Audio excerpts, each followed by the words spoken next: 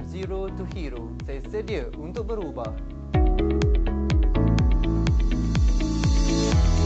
Hai semua, satu webinar anjuran Seksyen Penilaian Integriti Institut Integriti Malaysia IIM akan diadakan pada 25 Ogos 2020. Webinar From Zero to Hero, saya sedia untuk berubah akan mengupas mengenai integriti dan juga personaliti individu, peningkatan motivasi di tempat kerja dan impak pelaksanaan penilaian integriti kepada organisasi. Jadi, tunggu apa lagi? Mari sertai webinar From Zero to Hero. Saya sedia untuk berubah secara percuma.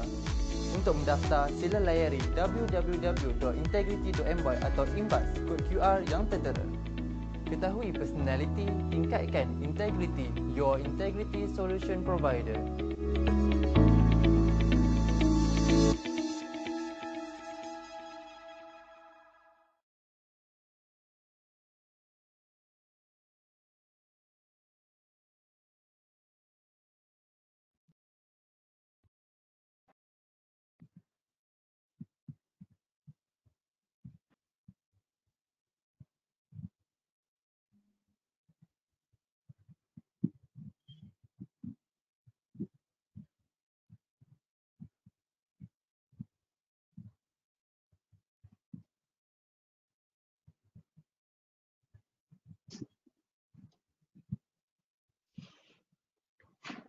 Assalamualaikum warahmatullahi wabarakatuh. Selamat pagi dan salam sejahtera. Terima kasih semua kerana menghadiri sesi webinar anjuran Seksyen Penilaian Integriti siri yang kedua yang bertajuk From Zero to Hero. Saya sedia untuk berubah. Adakah anda telah bersedia untuk berubah? Anda semua adalah hero yang sebenar. Okey, terlebih dahulu saya akan memulakan sesi webinar dengan berkongsi mengenai latar belakang pakar motivasi kita pada hari ini, iaitu Yang Berusaha Dr. Alizi Alias. Untuk makluman semua, beliau mempunyai kepakaran dalam bidang psikologi organisasi dengan pengalaman yang luas dalam pendidikan, pengajaran dan perundingan. Baik, tuan-tuan dan puan-puan, prestasi di tempat kerja dapat ditingkatkan dengan suntikan motivasi daripada pelbagai sumber. Namun, motivasi ini ada turun dan naiknya. Apakah kaitan motivasi, integriti dan prestasi di tempat kerja? Bagi majikan pula, bagaimana untuk anda mengukur tahap integriti kaki tangan di organisasi anda? Baik, tanpa membuang masa, dipersilakan pakar motivasi kita iaitu Yang Berusaha Dr. Alizi Alias untuk mengupas tajuk program webinar pada pagi ini. Dipersilakan.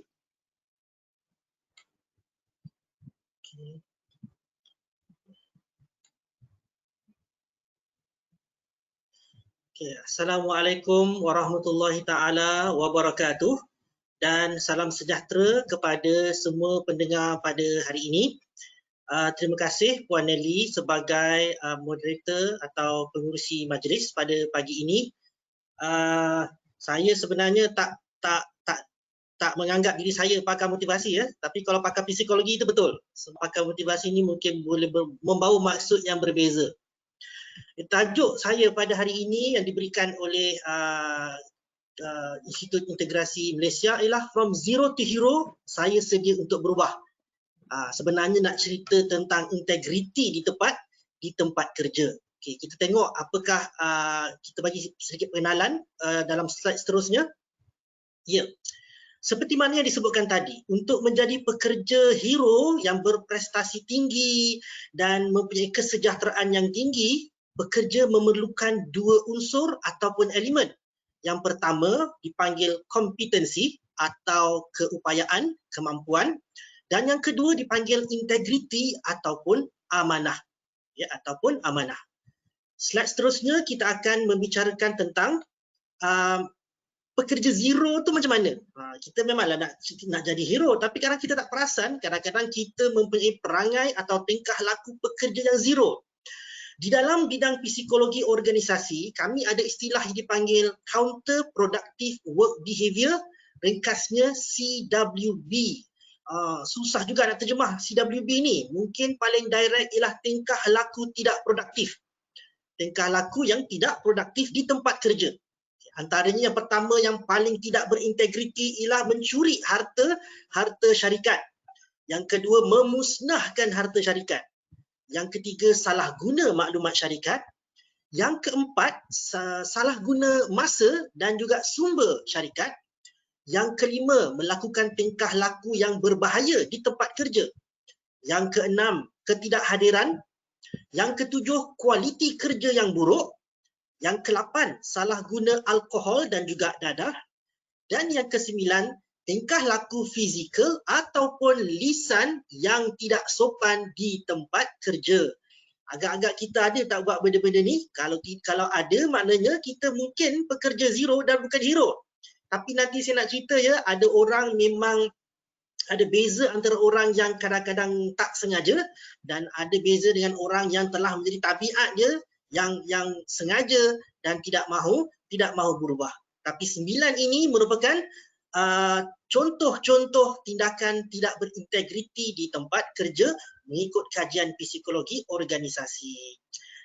Dalam slide seterusnya pula, kita nak bahagikan pengisian pada hari ini kepada 3 ya.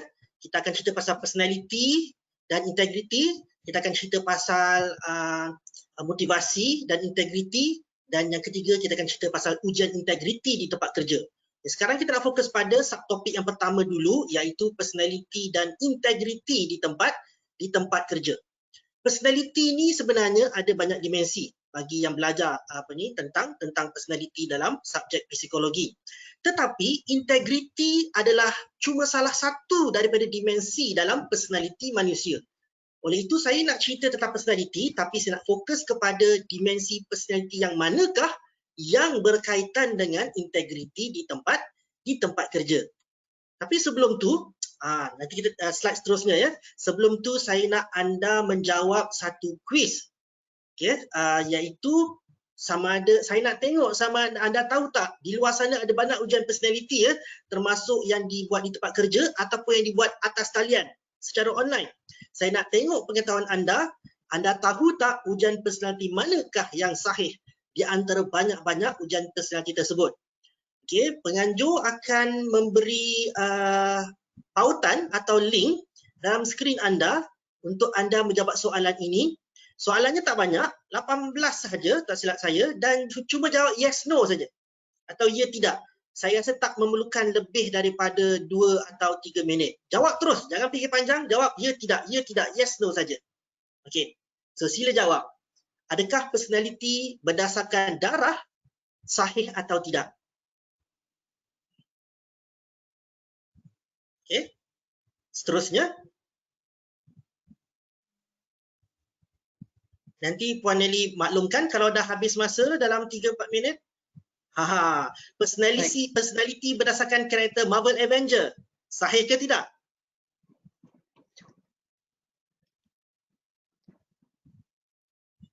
Okey, seterusnya. Kena jawab pantas ya sebab laju ni.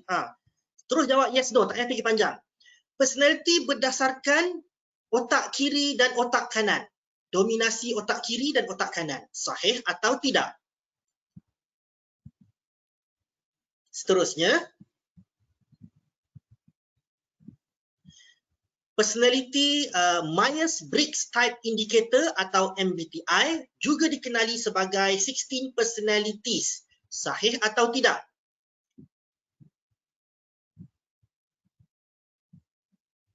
Okey.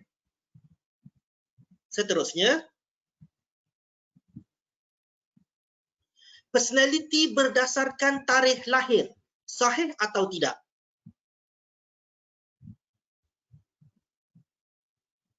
Okey, soalan seterusnya.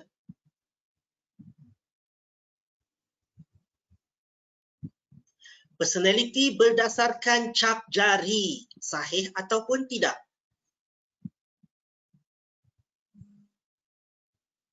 Soalan seterusnya.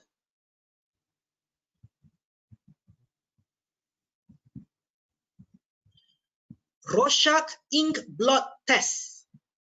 Sahih atau tidak? Kalau tak pernah dengar, teka saja ya. Soalan seterusnya. Personality berdasarkan warna otak. Sahih atau tidak? Soalan seterusnya.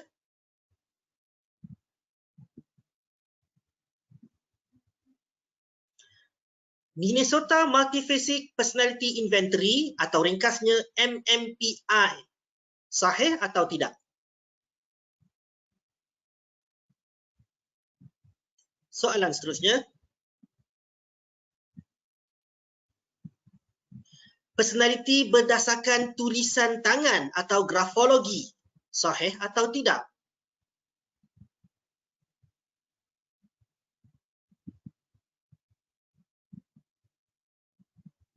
Soalan seterusnya. Enneagram. Sahih atau tidak?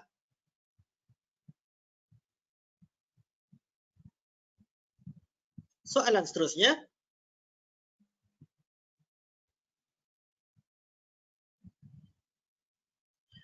The New Personality Inventory Revised Version atau NEO-PIR. Sahih atau tidak?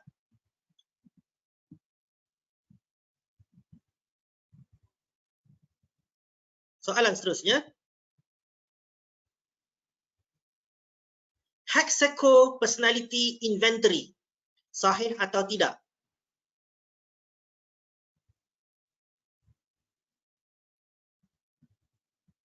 Soalan seterusnya.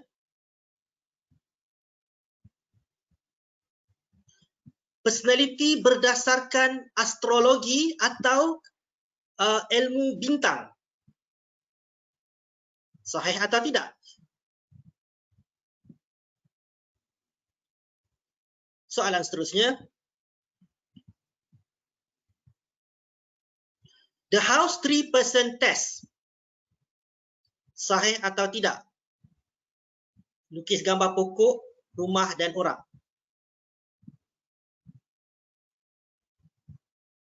Soalan seterusnya. Thematic Apperception Test. Ditunjuk gambar, kemudian anda akan describe. Sahih atau tidak?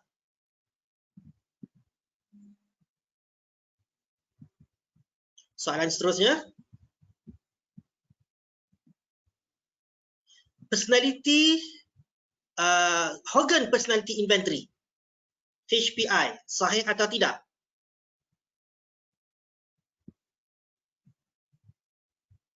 Soalan seterusnya. Itu saja ke? Ada lagi. Personality berdasarkan karakter burung atau DOPE. Sahih atau tidak?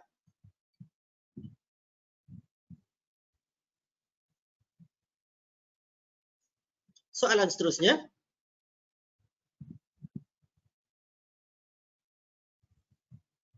Itu saja ke? Dah habis. Dah habis, Doktor.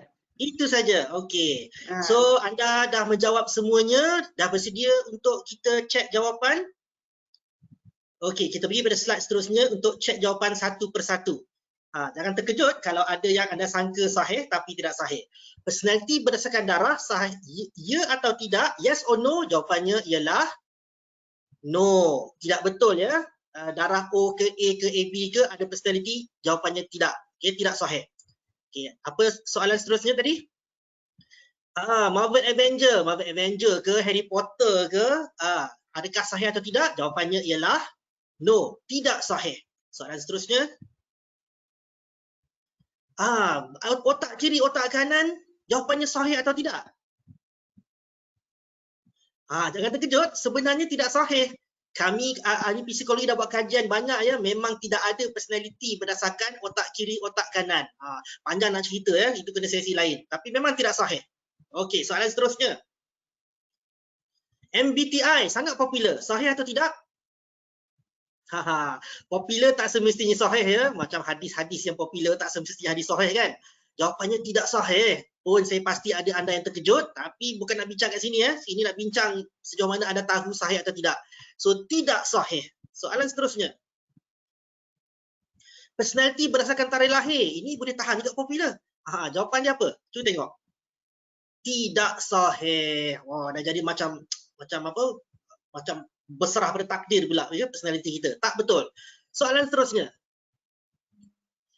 Personality berdasarkan jari tangan. Betul atau tidak?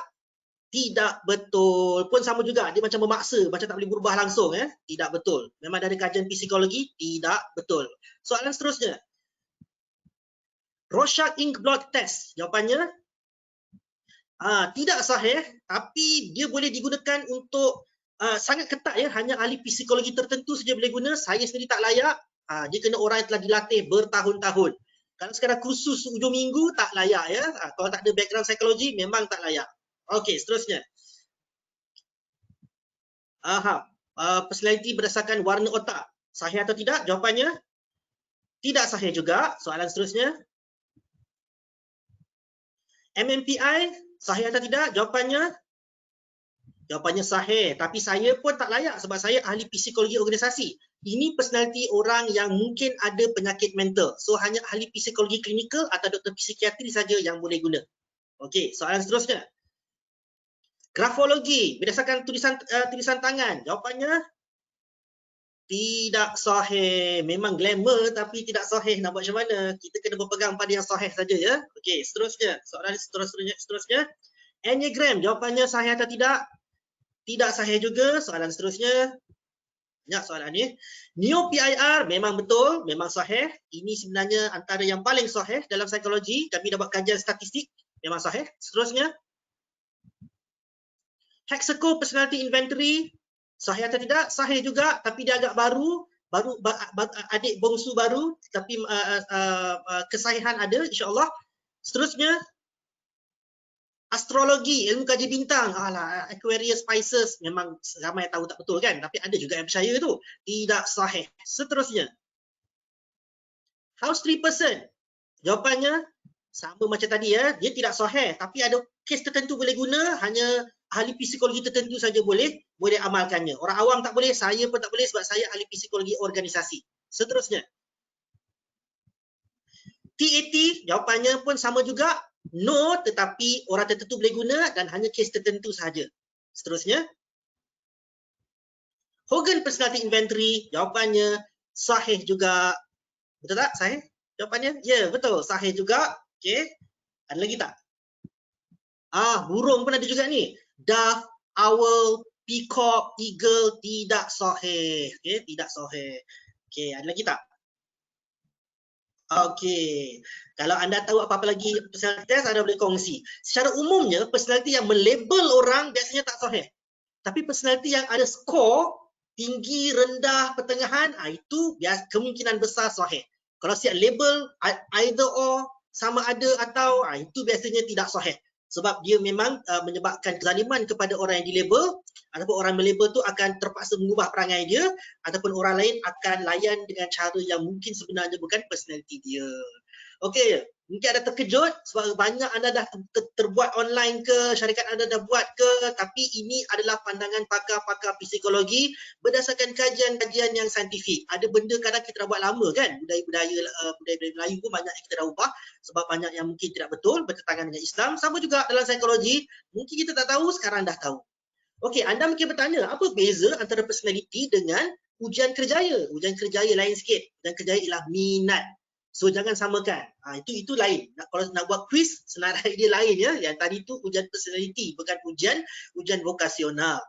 Ada juga mungkin bertanya, personality ni sama ke dengan karakter? Tak sama juga. Karakter jadi ujian lain. Okey, saya lupa nak sebut, nak letak link kat sini, tapi kalau anda boleh cari VIA, Character Strength Survey dekat online, dekat internet, anda boleh menjawab soalan-soalan tentang karakter. So ingat ya, karakter dan ujian kerjaya berlainan dengan ujian personality. Sebab karakter masih boleh dilatih, masih boleh diubah, tapi personality biasanya agak stabil dan susah nak diubah. Okey, berdasarkan kuis tadi, anda mungkin perasan ada beberapa ujian personality yang berdasarkan teori Big Five. Antaranya saya dah sebut tadi Hogan Personality Test dan juga Neo-PIR. Ini dua ujian personality yang berdasarkan Big Five Personality Test. Ada satu tadi saya sebut Hexaco. Hexaco ni dia Big Six. Dia baru muncul dan dibuat kajian saintifik banyak. Walaupun banyak, dia masih lagi belum menyaingi abang dia Big Five. Okay, abang di Big Five. Kalau anda tanya macam mana nak ambil ujian personality Big Five kalau ini yang sahih. Nampak tu pautan tu ipip.ori dan org. Okay, dekat skrin anda. Kita tak ada masa nak buat dalam webinar ini. Anda boleh buat masa pada waktu lapang anda selepas webinar ataupun malang garang. Boleh buat dengan pasangan masing-masing, buat dengan rakan sekerja masing-masing dan lihat apakah personality anda. Okay, kita tengok pada slide seterusnya tentang Big Five personality ini. Yes, the Big Five merujuk kepada 5 elemen ini, 5 dimensi ini. Okay, kalau kadang-kadang setengah orang panggil FFM, Five Factor Model. Ada setengah orang panggil ocean. Ocean, lautan, ocean. Kenapa ocean? Nampak tak 5 perkataan ni? Huruf pertamanya membentuk perkataan ocean. O, openness. C, consciousness. Extraversion. E, extraversion. A, agreeableness. Dan N, neuroticism. Melahirkan perkataan ocean ataupun lautan. Senang nak ingat kan? So ini adalah 5 personality yang konsisten didapati dalam kajian saintifik merupakan sub-personality untuk manusia. Nak buat ujian personality bukan senang ya, bertahun-tahun dan diuji di makmal dan di lapangan, di pelbagai latar, di pelbagai negara, pelbagai budaya. Bila konsisten, baru kita kata dia sahih. Bukan senang nak promote ujian personality ya. Kalau sekarang Marvel, Avenger, Harry Potter tu, itu untuk suka-suka lain lah kan. Tapi kalau nak buat keputusan tentang seorang pekerja, nak buat keputusan tentang atlet, tentang pelajar, ataupun nak cari pasangan hidup, sangat bahaya kalau tidak sahih. Okey, kita tengok pendetailan tentang Big Five ini. Okay, nampak tak? Saya sebut tadi kan, kalau ujian personality itu bersifat label, either or, sama ada ini atau ini, biasanya memang tidak sahih. Bukan biasa je, memang tidak sahih. Tapi ujian ini dia ada low score dan high score. Okay, yang kiri tu low score, yang kanan tu high score. So, apa makna low score, apa makna high score? Secara umumnya, bila kita pasal integrity, kita fokus dekat huruf C, conscientiousness. Sebab apa? Orang yang tinggi conscientiousness, tengok belah kanan tu, dia rajin, dia boleh diharap dan dia tersusun. Biasanya orang ini akan berkebarangkalian besar untuk berintegriti di tempat kerja. Kalau dia low score, tengok belah kiri tu, dia impulsif, dia cuai dan dia tidak tersusun. Orang macam ni biasanya akan melakukan banyak tingkah laku tidak berintegriti di tempat kerja. Saya sebut perkataan berkebarangkalian ya, sebab tak semestinya. Jangan risau, alamak, katalah malam nanti anda buat ujian personality, alamak aku low dalam score consciousness, habislah aku tak berintegriti di tempat kerja. Tak semestinya, ya, nanti kita akan bincangkan. Tapi secara umumnya conscientiousness ini boleh meramal pekerja yang bukan saja berprestasi tinggi tapi juga berintegriti. Kita tengok pada slide seterusnya. Kita nak bicara tentang apa implikasi Big Five ini di tempat kerja. Okay, cuba tengok conscientiousness. Nombor 1, 2, 3, 4. Fewer deviant work behaviors. Orang yang tinggi conscientiousness, dia kurang. Dia tak boleh kata tidak ya, tak ada jaminan. Kebarangkalian dia sangat rendah untuk menunjukkan tingkah laku tidak berintegriti. Kemudian dia juga higher retention. Dia kebarangkalian sangat rendah untuk dia berhenti kerja atau diberhentikan kerja. Bukan maksud dia orang conscientiousness tinggi ni tak ada disadvantage ya. Anda tengok belah kanan tu, orang yang conscientiousness tinggi ni kadang-kadang sukar untuk adaptasi di tempat kerja. Nampak tak? Personality ni sebenarnya ada pros and cons. So jangan bimbang kalau anda tinggi atau rendah skor dalam dimensi personality tertentu. Cuba tengok emotional stability pula nombor 2. Baris 1, 2, 3, 4. Oh tidak, tengok ke bahagian disadvantage. More likely to engage in high risk behavior. Orang yang emotional stability sangat cool. Doktor, maafkan saya mencelah. Ya, silakan. Ada peserta yang berminatlah bertanya mengenai yang Ocean ni, Big Five ni. Kita dah ada peserta yang bertanya mengenai ni. So okeylah, so doktor pun dah menerangkan kan? Bagus. Kadang-kadang dia advance sikit, dia tanya lebih awal, lepas tu slide seterusnya saya terangkan kan. Tapi kalau ada yang tak berjawab, nanti saya bagi masa untuk tanya nanti ya, insya-Allah. Baik.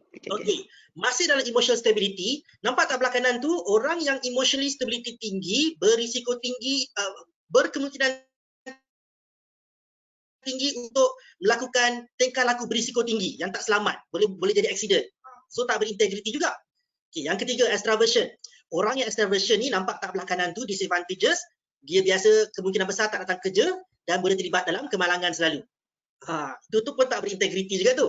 Okey, kemudian agreeableness pula, tengok tu, fewer deviant work behavior, kurang tingkah laku tidak berintegriti.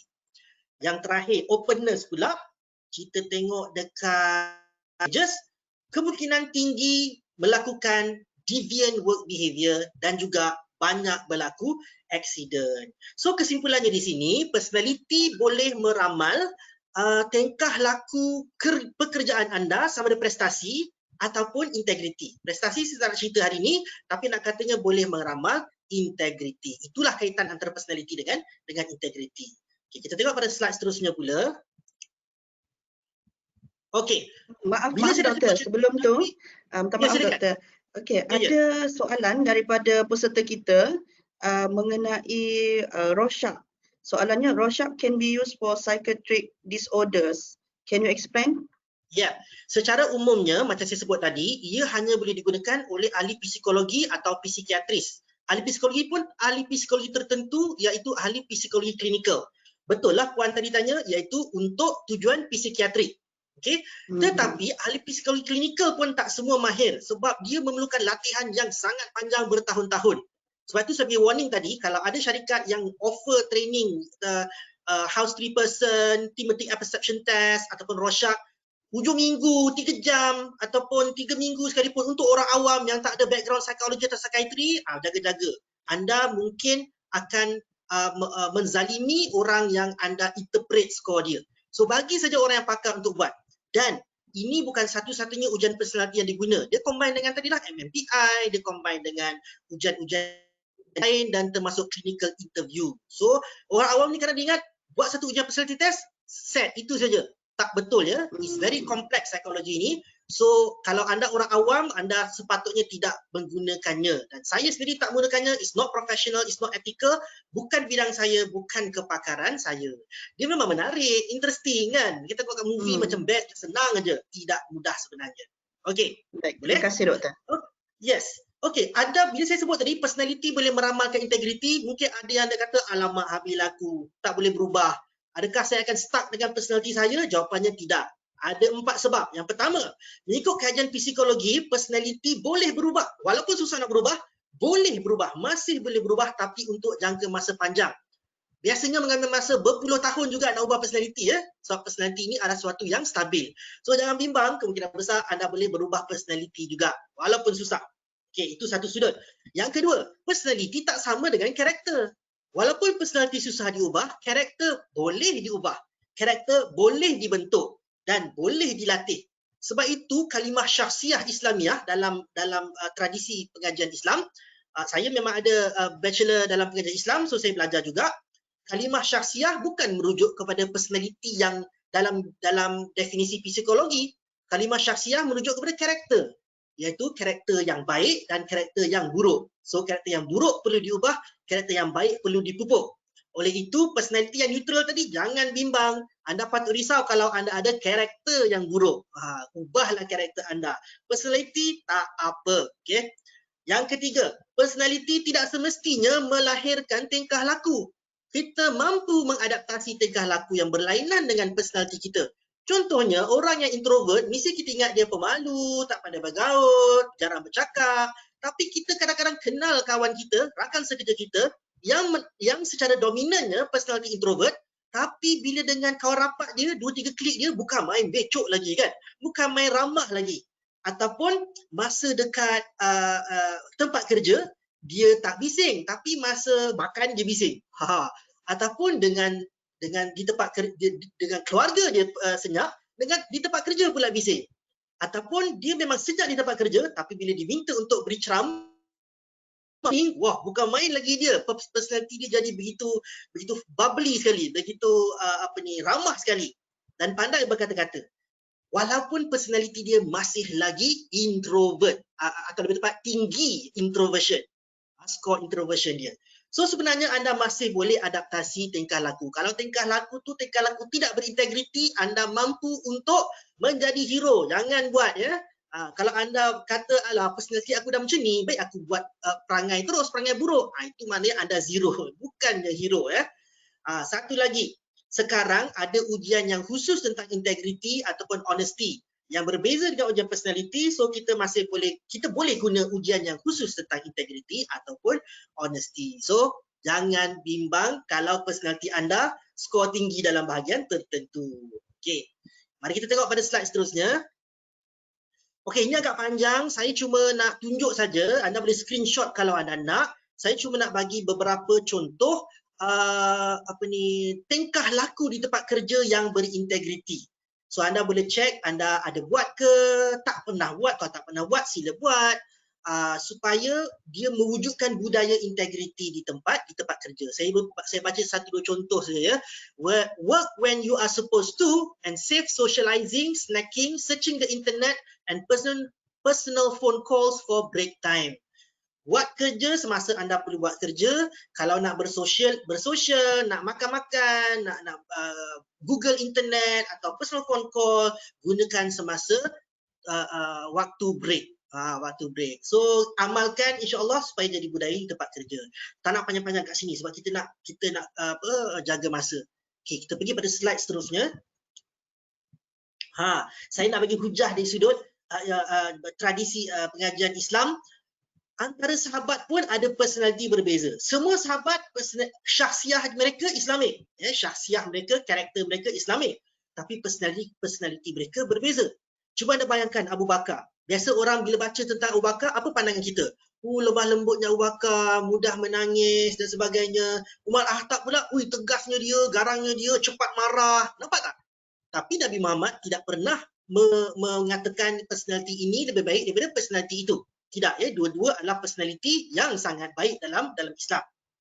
Okay, malah Rasulullah pernah memuji kedua-duanya dengan mengatakan, Abu Bakar, engkau ni macam personality Nabi Ibrahim alaihissalam dan Nabi Isa alaihissalam.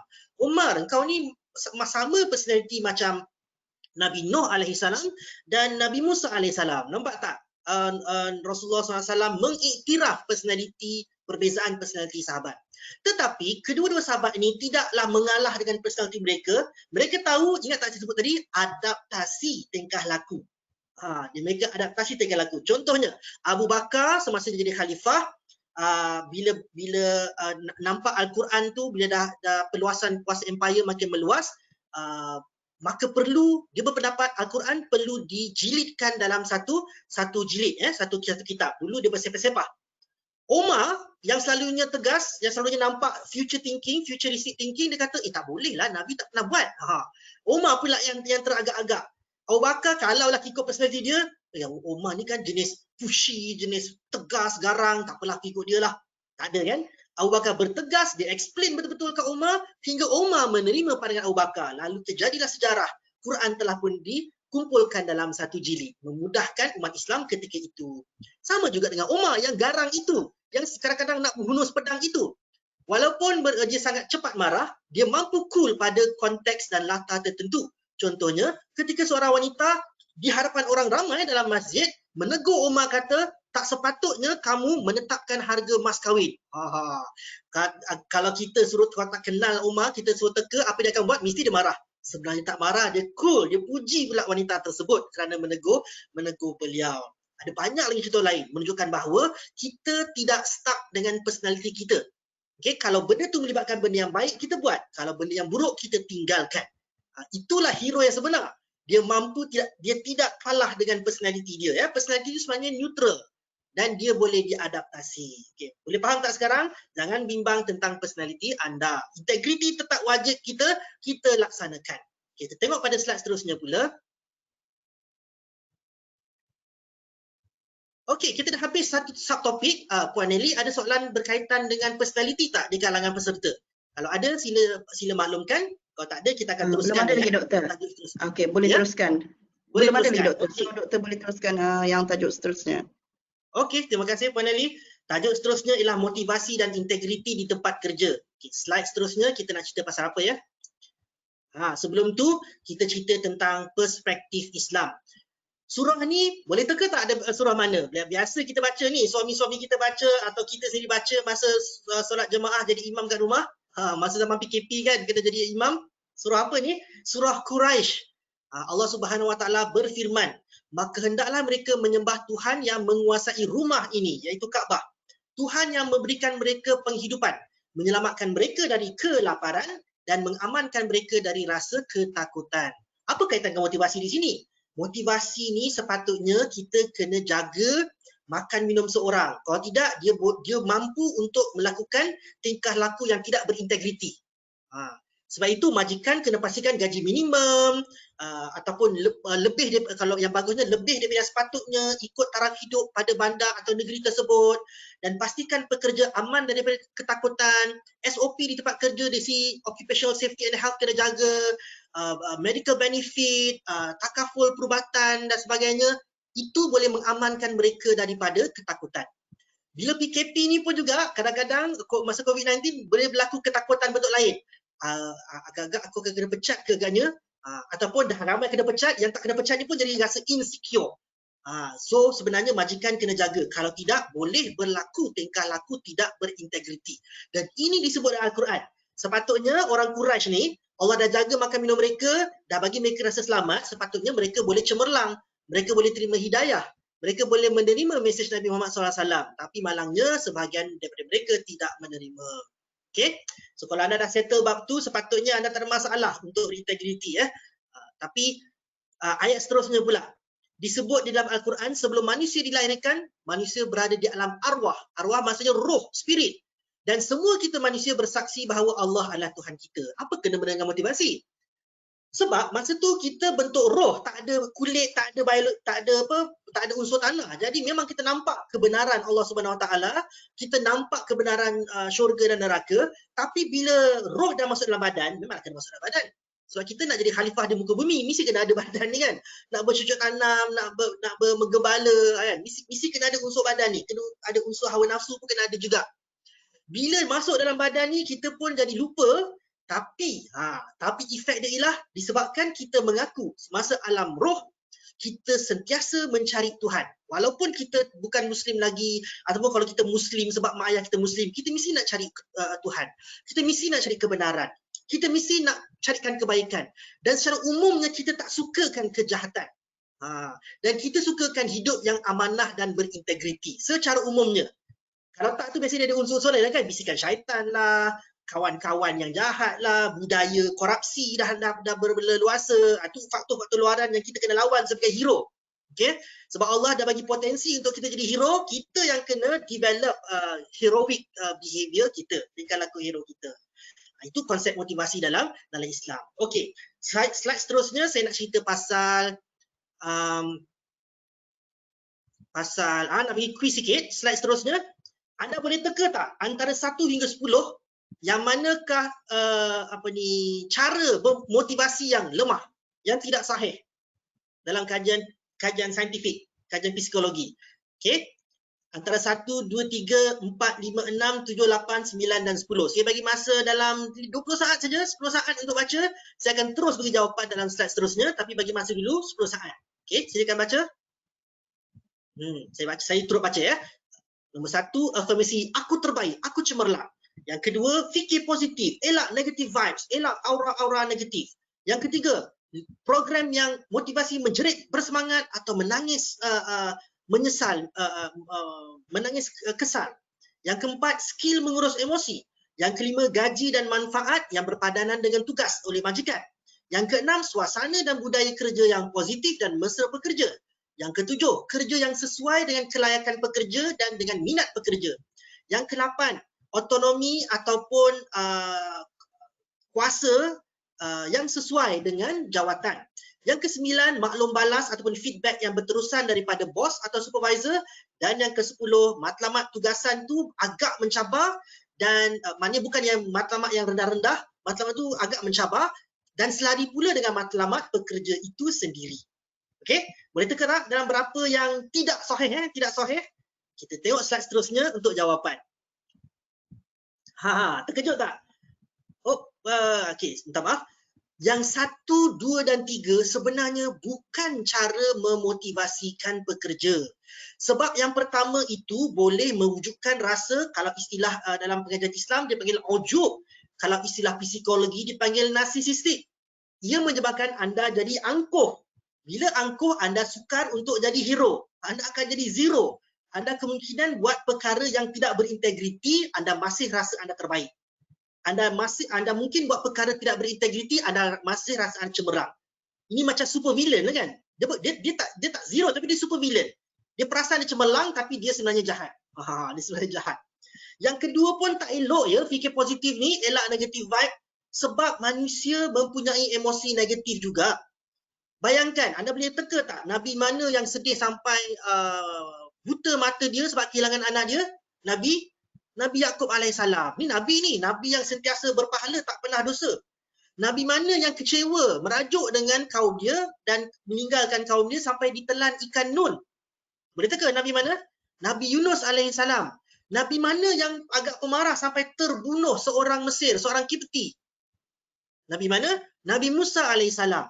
Dan tak perlu pergi jauh, Nabi Muhammad SAW pun semasa kematian isteri dia yang tersayang, Khadijah radhiyallahu anha, dan kematian pakcik dia Abu Talib, sangat-sangat sedih. Sehingga ahli sejarah menamakan tahun tersebut sebagai tahun kesedihan.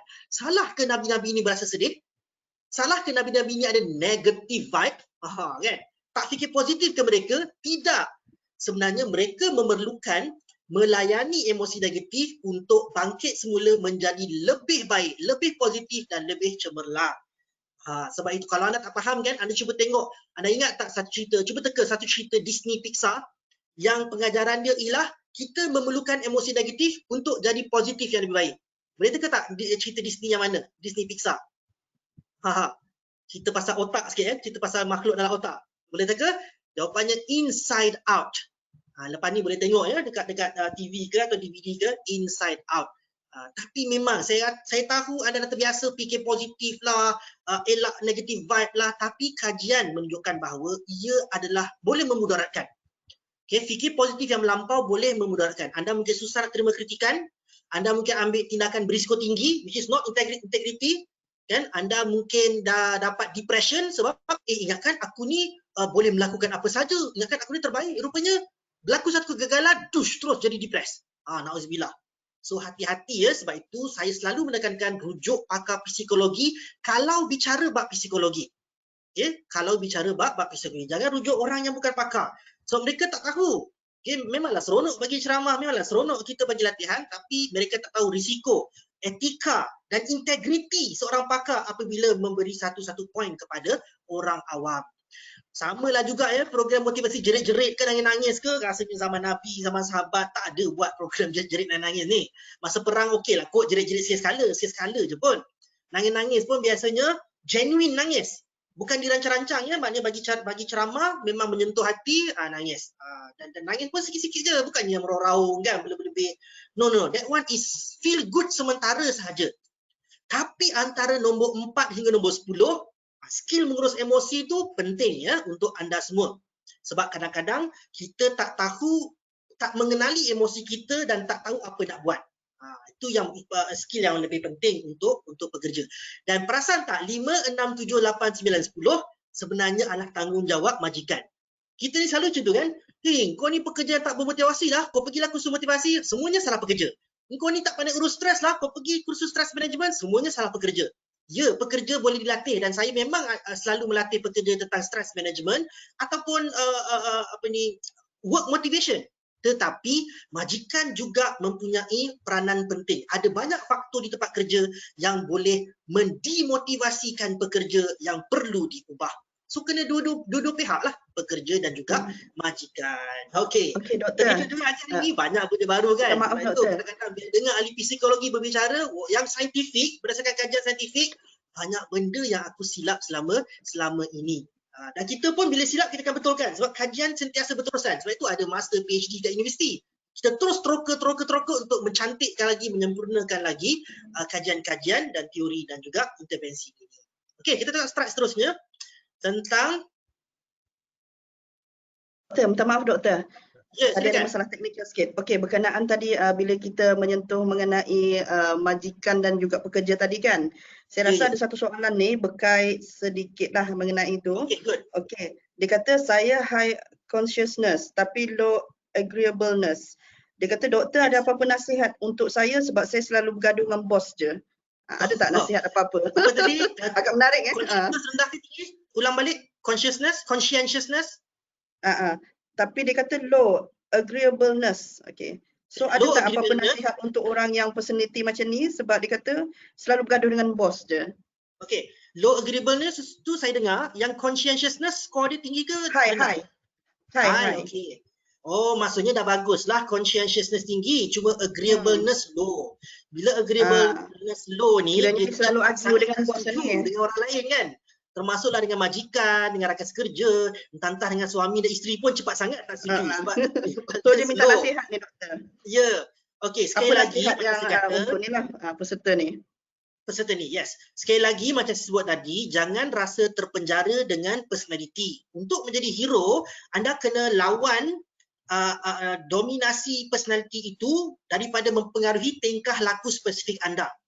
Gunakan low agreeableness itu untuk tujuan integrity, untuk tujuan yang baik. Misalnya anda nampak misalnya berlaku korupsi di tempat kerja, masa itulah anda luahkan personality low agreeableness anda. Saya tak setuju buat macam ni. Ini tak berintegriti. Mana ada tempat anda nak salurkan. Macam Umar kata dulu masa zaman jahiliah kan dia memang banyak buat jahat kan. Tapi perangai dia kasar, tapi bila dah masuk Islam dia salurkan kekerasan itu untuk Islam. Untuk benda yang berintegriti. Maksudnya jangan tahan. Low agreeableness tu itu baik. Okey, salurkan pada benda yang baik, berdebat secara ilmiah, secara sihat dan sebagainya. Tapi belajar untuk main tarik tali, main wow ataupun layang-layang, itu yang perlukan latihan sebenarnya. Okey, cara nak mengaplikasikan atau tidak mengaplikasikan personality yang dominan itu. Tapi itu memang panjang lah kalau nak cerita sebab dia memang memerlukan latihan. Macam saya kata tadi, nombor 4 tu skill mengurus emosi. Okey, saya terpaksa jawab ringkas saja ni sebab okey. Okey, ini model dia nak tunjuk betapa kompleksnya motivasi. So, ia tidak semudah hadir kursus motivasi. Kadang-kadang ambil masa 2 minggu nak buat intervention, 2 bulan dan sebagainya. Okay, kita skip kat sini ya sebab dia agak panjang. Nanti cerita sesi lain lah ya. Okey. Ada 2 jenis pekerja. Satu dia boleh dan satu dia ada 2 macam ya. Pekerja boleh dibahagikan mengikut 2 kriteria. Boleh dan mahu. Ability and willingness. Saya nak fokus pada 2 saja. Okay, dia ada 4 jenis ya. Kita tengok atas kiri, boleh tapi tak mahu. Mana tak integriti lah tu kan. Aku boleh buat, aku tak nak buat. Saja tak nak buat. Tak bermotivasi nak buat. Tak berintegriti nak buat kan. Itu atas kiri. Atas kanan, boleh dan mahu buat. Ini pekerja yang bagus dia lah kalau dapat kan. Semua syarikat. Malangnya realitinya tak macam tu. Tengok bawah kanan pula. Bawah kiri pula. Tak boleh dan tak mahu. Ini yang paling payah ya. Dah lah tak boleh, tak mahu pula tu. Memang menyusahkan majikan pekerja. Yang bawah kanan pula, tak boleh tapi mahu. Bagus buat ni, berintegriti. Walau aku sedar diri, aku tak mampu. Tapi aku nak belajar, aku nak buat juga. Aku nak cuba buat. Okay. So kita nak fokus pada yang not willing, iaitu yang belah kiri saja, atas dan bawah. Kita cuba tengok kat slide seterusnya. Slide seterusnya bagi pandangan cara macam mana anda nak menghadapi orang yang atas kiri dan bawah kiri tu ya. Atas kiri tu boleh dan boleh tapi tak nak. Pekerja macam ni kita kena motivate dia.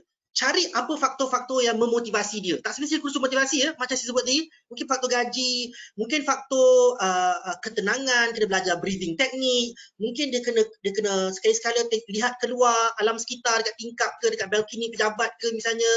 Mungkin dia perlu misalnya solat duha atau solat sunat solat sunat mutlak tanpa sebab misalnya sekali-sekala, atau berzikir, baca Quran 1-2 ayat misalnya, apa saja cari. Tak semestinya majikan yang bagi, anda sendiri sebagai pekerja boleh cari motivator anda. Ataupun anda rakan sekerja yang anda tahu, oh dia ni biasanya kalau bakmi dia suka. Anda bagi dia benda tu. Okey. Kenal pasti halangan, puji. Puji ni pun sama juga. Kalau boleh majikanlah puji kan. Tapi kadang-kadang majikan bukan jenis memuji, tidak mengiktiraf. So, anda sendiri puji diri sendiri. Contohnya, alhamdulillah saya berjaya menyelesaikan kertas projek ni dalam masa satu jam. So, saya akan reward diri saya dengan 1 gula-gula. Jadilah kan. Walaupun kecil, kerja tu pun kecil kan, kerja untuk 1 jam, tapi kita reward gula-gula, rasa seronok, rasa kita punya motivasi naik. Macam sebutlah, saya akan reward dengan membaca separuh ayat Al-Quran, dengan baca 10 kali zikir misalnya, dengan rehat sekejap dan melihat alam sekitar. Apa-apa saja benda kecil yang tak perlu duit sekalipun ya. Setengah orang, saya akan reward dengan shopping sampai beratus-ratus ringgit. Terpulanglah kalau banyak duit kan. Tapi nak katanya tak semestinya harap majikan. Kalau boleh majikanlah. Kalau saya berceramah pada majikan, saya akan suruh majikan buat. Tapi kalau pekerja banyak di kalangan peserta, pekerja kena jadi hero sendiri. Dan carilah motivator anda, kenal pasti constraint anda dan pujilah diri anda. Okey, iktiraf di pencapaian anda.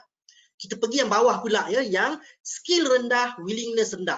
Kalau mereka ni memang tak ada cara lain, memang kita pergi direct saja ya, bagi guidance. Kita memang kena buat untuk dia. Sama ada majikan ataupun rakan sekerja. Rakan sekerja. Kalau anda macam ni, saya tak tahulah, memang susah lah. Ada anda sendiri memang tak nak buat macam mana kan. Jadi anda yang tu anda kena mohon doa kepada Allah selalu, hadir training misalnya, mungkin kena kenal pastilah tu. Kenal pasti constraint dan motivator. Mana kena one to one juga. Kadang-kadang tak semudah kursus ya, kena coaching one to one, kena buat diary, journal dan sebagainya. Macam tak semestinya counselling, tak semestinya terapi, tapi coaching ya. Coaching dari segi organizational psychology pun boleh juga buat. Dua saja ya, yang kanan tu panjang pula ceritanya nanti. Kita teruskan pada slide yang seterusnya. Slide seterusnya kita nak cerita pasal perspektif Islam.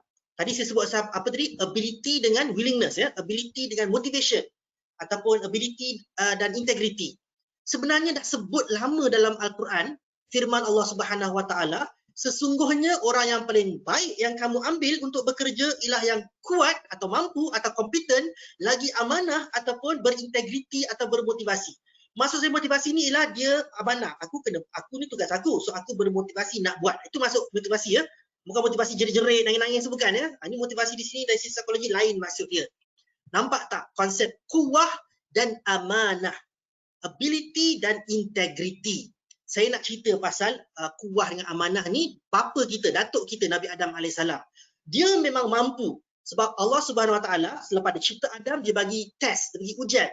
Namakan benda-benda kat dunia ni. Dia lulus sampai malaikat-malaikat pun diarahkan oleh Allah Subhanahu Wa Taala memberi penghormatan dengan cara sujud.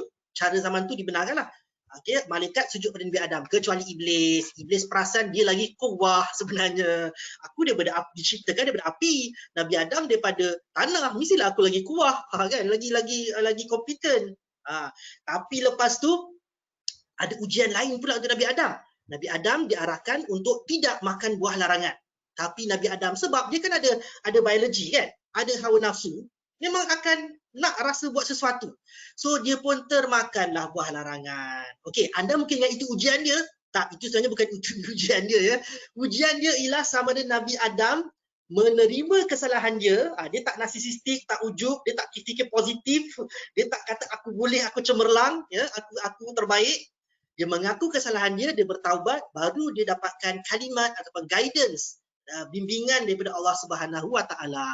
Itulah ujian integriti untuk Nabi Adam, iaitu dia nak bertaubat ke tidak lepas buat salah. Sebab manusia memang akan buat salah. Saya yakin kita pun tantang masa dulu ada terguna pensil pejabat untuk lukis-lukis kat kertas, personal things kan, atau pen pejabat untuk sign surat personal, apa-apalah benda, fotokopi, IC ke. Bukanlah kita jahat sangat, kadang-kadang kita terbuat. Tapi kita sedar diri tak kita terbuat salah. Itu penting, pengajaran daripada Nabi Adam alaihi salam. Yang tak dapat pengajaran ialah iblis. Iblis bukan saja dia perasan dia kuah, dia dah angkuh tu memang susah lah. Dia tidak amanah, tidak integriti. Dia kata Allah lah punya salah, menciptakan dia macam tu. Lepas tu dia siap minta extension, macam student minta extension nak hantar assignment ya. Boleh tak hidupkan aku sampai hari kiamat, aku nak sesatkan anak cucu Nabi Adam. Nampak tak?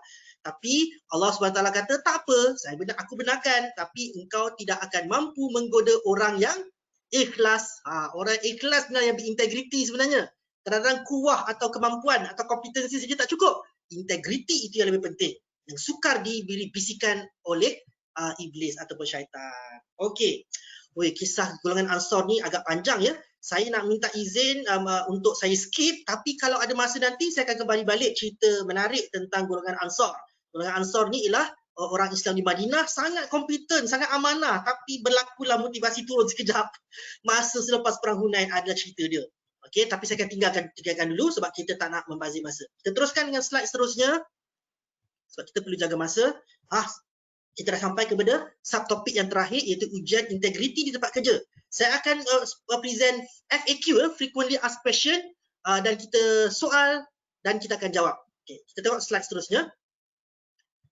Okay, anda mungkin bertanya, sebelum tu, biasalah saya mesti akan cerita dari segi perspektif Islam ya. Anda biasa dengar ayat Quran ni, insya-Allah. Sesungguhnya Allah menyuruh kamu supaya menyerahkan segala jenis amanah kepada ahlinya. Ahlinya maksudnya orang yang mampu, orang yang pakar, orang yang memang terkenal dengan sifat amanahnya. Kalau jaga duit, cari orang yang amanah kan. Kalau jaga pasukan tertentu, cari orang yang amanah yang sesuai dengan pasukan tersebut. Saya nak cerita tentang ujian integriti ni dalam Al-Quran ya, disebut surah Al-Baqarah ayat 248 hingga 252. Sangat panjang. Allah ada berlaku saringan ya, saringan integriti di kalangan Bani Israel ketika itu. Ujian pertama, terjumpanya peti Nabi Musa yang mengandungi kitab Taurat dan suhuf-suhuf. Kalau anda tengok cerita Indiana Jones dengan Indiana Jones Raiders of the Lost Ark, dia ada Ark of Covenant ya, Ark of Covenant. Lebih kurang macam itulah, kita tak percaya yang tu kan. Tapi memang jumpa tabut masa zaman tersebut. Okay, ini adalah tentera Talut ya, tentera Talut yang antara tentera dia ialah Nabi Daud nak melawan tentera Jalut ya. Bila jumpa je tabut, ada di Bani Israel yang tak percaya. So mereka ni dah tersaring, tak integriti. Dah awal-awal dia janji dah, okey tak apa, kami terima ujian, kami sanggup ambil ujian. Kalau jumpa kami akan jadi tentera. Tak, dia tak percaya. So tersaring. Ujian kedua, dilantik Talut sebagai ketua tentera. Ni impression dia kan, Talut ni nobody, bukannya nabi, bukannya apa-apa, tapi Allah dah lantik Talut. Ramai orang tak puas hati, tak berintegriti, dia orang terkeluar daripada pasukan tentera. Kemudian bila dah on the way ke medan perang, dipesan, kalau lalu satu sungai kecil ini, jangan minum daripada air sungai ini. Kalau nak juga kasih chance sikit je lah, satu cedok aja kan. Ramai yang bercedok-cedok minum. So mereka tak berintegriti, lalu tersingkir daripada medan perang. Sebab itulah pasukan tentera ini mampu menang peperangan tersebut, mengalahkan tentera Jalut yang sangat hebat dan sangat besar itu. Sebab kita perlukan kedua-duanya, kompetensi dan juga integriti. Nampak tak? Sebab itu yang seronok jadi ahli psikologi, bila baca Quran dengan hadis, kita akan nampak dari sudut psikologi. Kes saya psikologi organisasi ya, atau ujian integriti. Okey, faham ya? Boleh kita pergi pada slide seterusnya. Kita nak cerita pasal yang FAQ tadi. Soalan pertama mungkin ada tanya, efektif ke ujian integriti ni? Okey, dia ada dua jenis ujian integriti. Overt maksudnya direct. Covert indirect. Ujian integriti yang overt biasanya sahih, dah dikaji secara saintifik. Boleh meramal prestasi pekerja berbanding dengan ujian integriti yang covert, yang indirect, dan temuduga yang tak berstruktur. Main tanya je soalan. Apa saja yang terlintas dalam fikiran main tanya. Yang tu tak sahih sangat ya. Lebih sahih adalah ujian integriti overt. Ujian integriti covert pula atau indirect boleh meramal ketidakhadiran. Lebih baik daripada ujian integriti yang overt. Overt ni dia tanya direct, pernah ke berterlibat dalam jenayah ke? Biasa kan dia direct.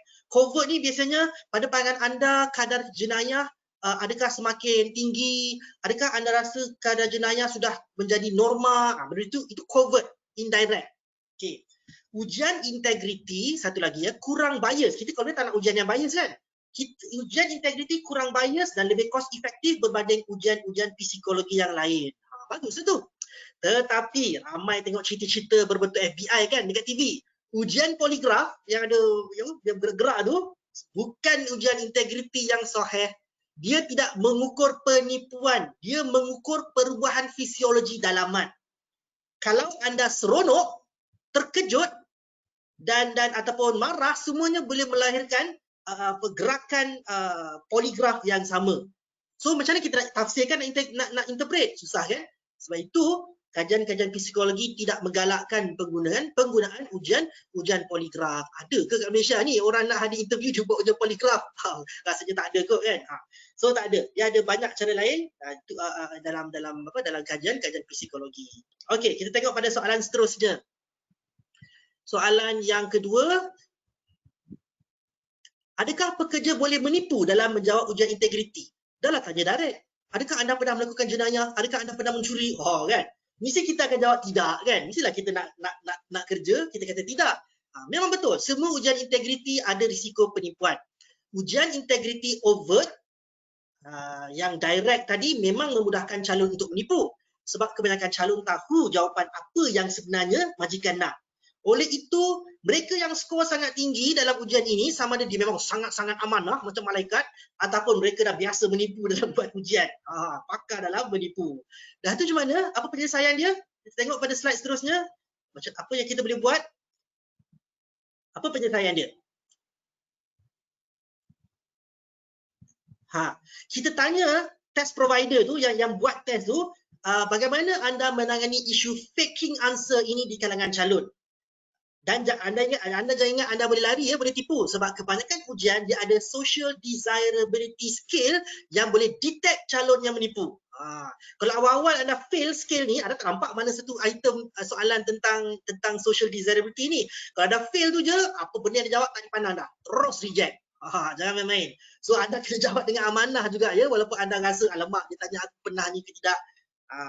Okay, so jangan tipu juga dalam menjawab ujian-ujian integriti.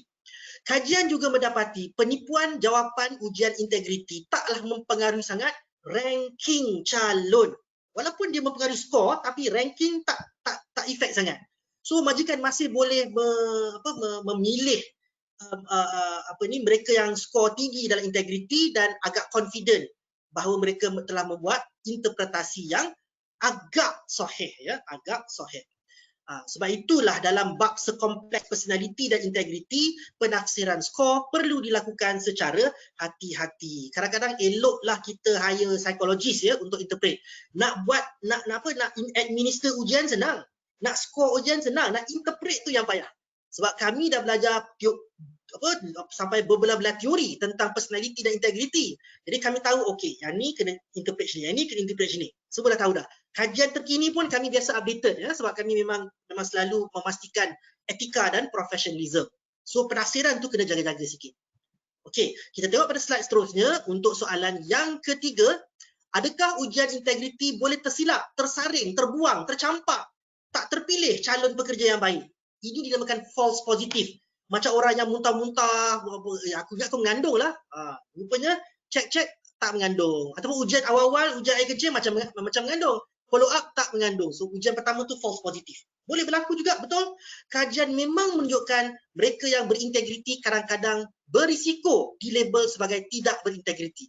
Bayangkan kalau tanya soalan misalnya, pernah tak guna fotokopi untuk photostat IC?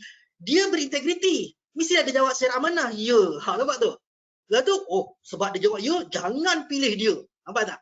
Walaupun dia sebenarnya berintegriti, tapi bila dia jawab soalan tersebut ya, dia dilabel sebagai tidak berintegriti.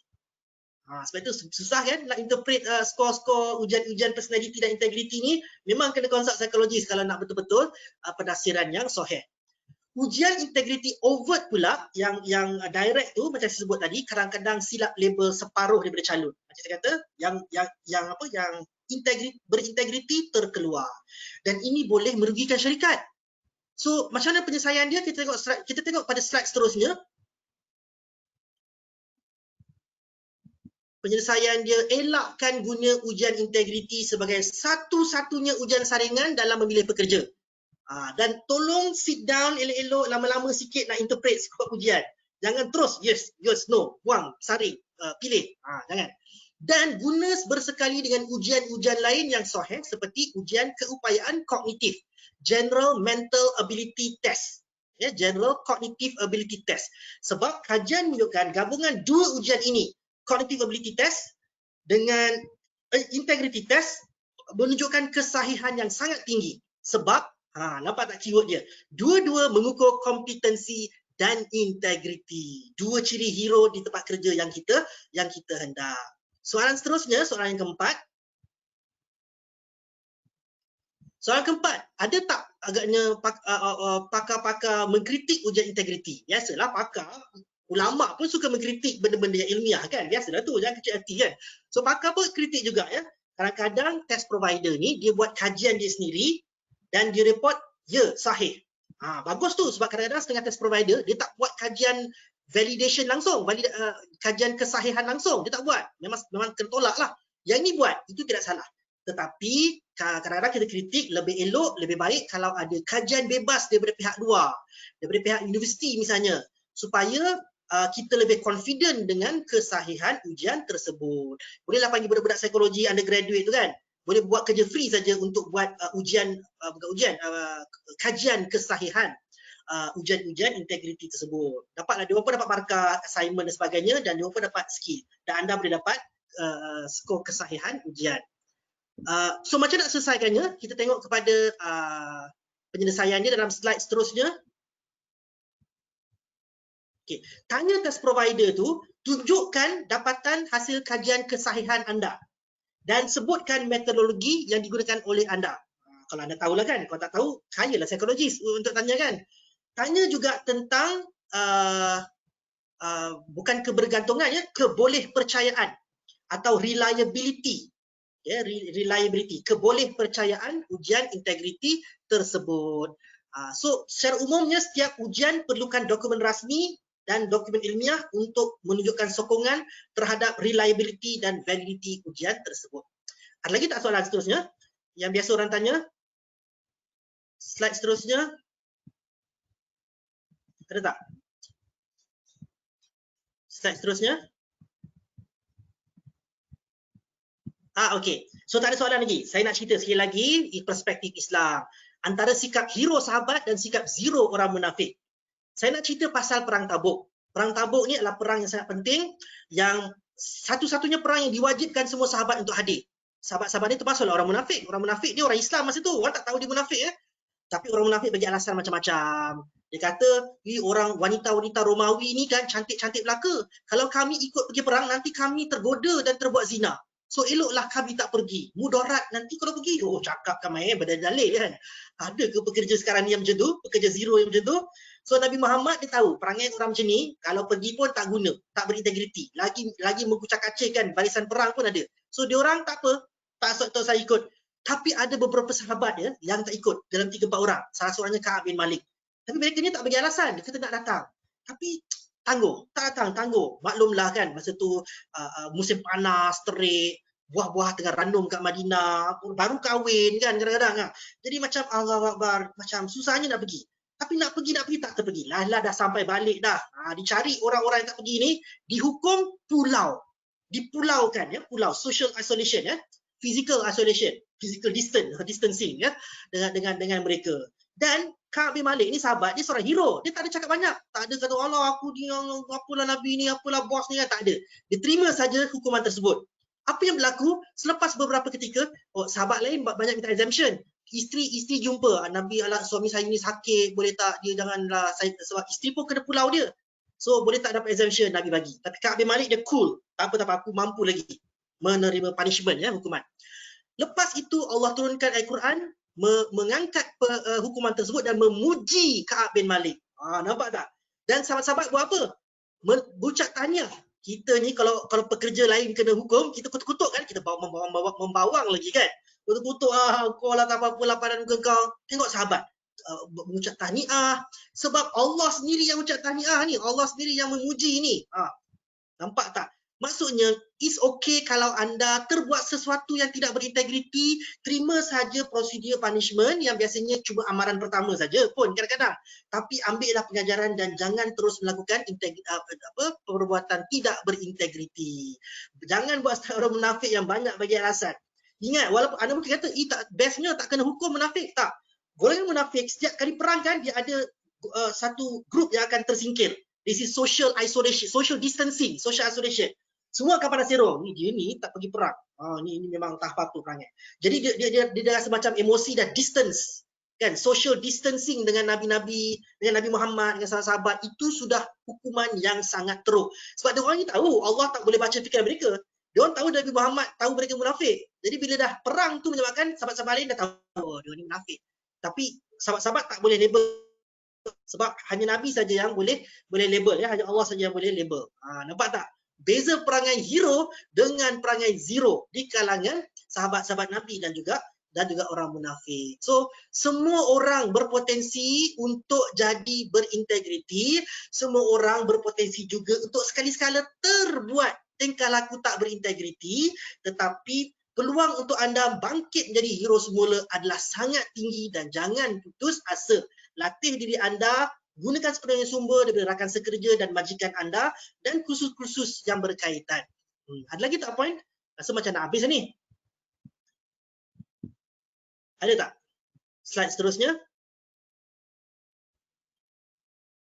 Slide seterusnya pendek saja. Rasanya ini slide yang terakhir.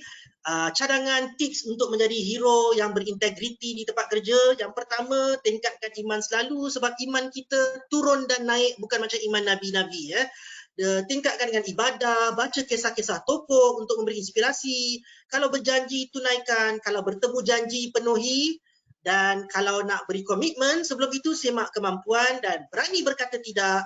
Belajar, bukan asal ya, asah skill berkomunikasi anda dan cuba cari skill-skill lain yang diperlukan untuk meningkatkan integriti. Macam saya kata, kadang-kadang ada benda integriti yang kecil-kecil yang kita tak buat, atau benda-benda tak berintegriti yang kecil-kecil yang kita terbuat. Cuba cari skill supaya kita tak buat benda tersebut. Kalau benda besar macam curi itu, memusnahkan kata awam tu biasanya memang hukuman dia besar lah kan. Macam mana? Yang itu kalau kita saring awal-awal lah. Dan yang kerapan, sebab macam kata pengaruh kawan-kawan, pengaruh persekitaran kerja. Jauhilah pekerja yang tidak berintegriti, yang jenis angkuh, yang tak mau berubah. Saya dah bagi contoh ni kan, iblis, dah bagi contoh tentang